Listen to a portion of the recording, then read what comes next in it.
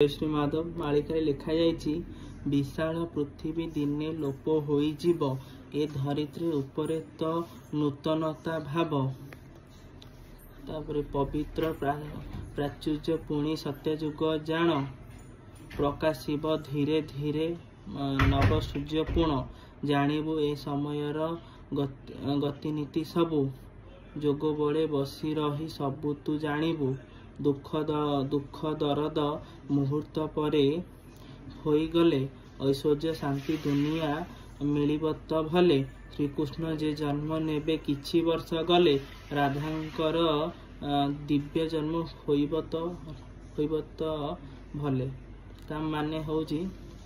महापुरुष अच्युतानंद दास निज मालिका पुस्तक गुप्त खेदा मालिकारे लिखिछंती जे एही पृथ्वीर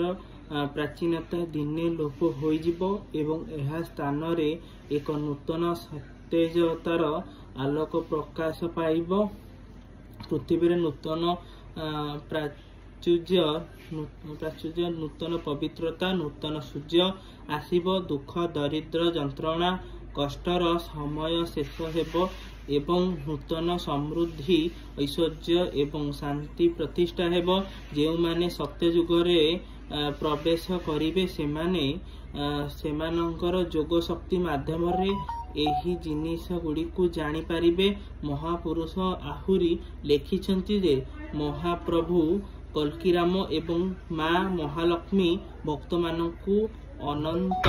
सुख प्रदान करिवे एहा थिला मालिका रे लिखा जायतिला एवं आमे ताकू उपस्थापन कलु हम वीडियो रे